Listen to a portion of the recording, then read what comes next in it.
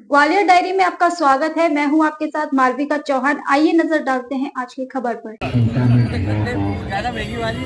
ग्वालियर पूरे देश में व्यापक घोटाले को उजागर करने वाले आरटीआई एक्टिविस्ट आशीष चतुर्वेदी ने आज पुलिस प्रशासन एवं मध्य प्रदेश शासन के खिलाफ फूलबाग स्थित गांधी उद्यान में गांधी जी की प्रतिमा के नीचे 2 घंटे का मौन धरना दिया।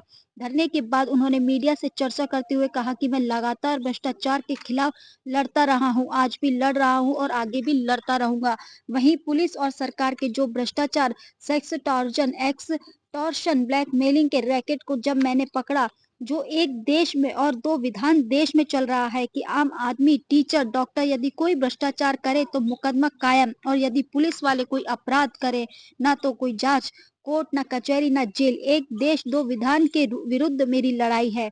लगातार मेरे द्वारा जो आरोप लगाए जा रहे हैं, चाहे वह पुलिस कप्तान हो या उनकी वसूली गैंग हो, चाहे सरकार के मुखिया मोहन यादव हो, मैं सरकार का मौन तोड़ने के लिए आज मौन व्रत रखा गया था। इन सब के बावजूद आरोपों पर जवाब नहीं आता तो मुझे आमरण अनशन ही क्यों ना करना पड़े, भोपाल मुख्यमंत्री निवास के बाहर भोपाल जाकर।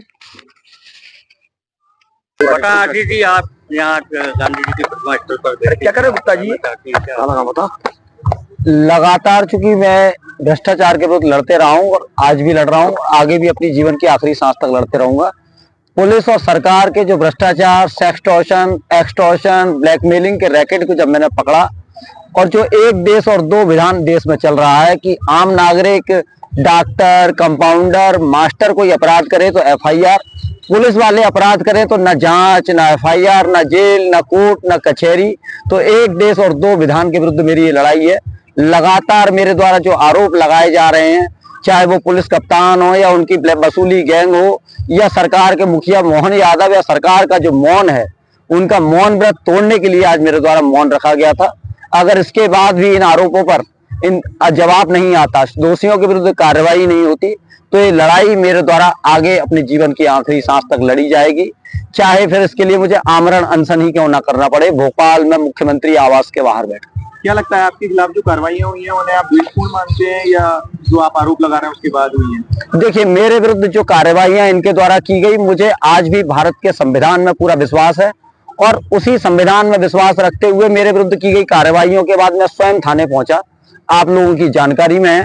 और अगर मैं दोषी हूं, अगर मेरे विरुद्ध प्रमाण है, तो वो थाना छोड़कर उनके जिम्मेदार अधिकारी क्यों भाग गए, मेरी गिरफ्तारी क्यों नहीं कर रहे, मुझे जेल क्यों नहीं भेज देते? क्योंकि लगातार मेरे आरोपों पर उनका मौन, फिर पुरानी मनगढ़ंत घटनाओं को लाकर, पुराने मनगढ़ंत साक्ष्यों को लाकर मुझे दबाने का जो कुत्सित प्रयास उनके द्वारा किया जा रहा है, वे शायद भूल रहे हैं कि मैं वो आशीष चतुर्वेदी हूँ जो दबने और झुकने वाला नहीं। कब तक ये ट्वीट के माध्यम से आप हमला बोलेंगे, तथ्यों को काटिए? इसके आगे अगर आंदोलन बढ़ाना पड़ा तो कहां तक, किस सीमा तक जाए? जैसा मैंने आपको बताया, ये लड़ाई मेरी व्यक्ति के विरुद्ध नहीं है, भ्रष्टाचार और भ्रष्टाचारियों के विरुद्ध है। और पहले भी मैं भ्रष्टाचार और भ्रष्टाचारियों के विरुद्ध लड़ता रहा हूं और अपने लड़ाई के अंतिम पड़ाव तक लड़ता हूं। इस लड़ाई को भी चाहे मुझे मुख्यमंत्री आवास के बाहर धरने पर बैठना पड़े, क्योंकि ये देश हमारा, ये जमीन हमारी, तो न्याय भी हम यही लेंगे, चाहे न्याय छीनना ही क्यों ना पड़े। छोड़ो ना ले।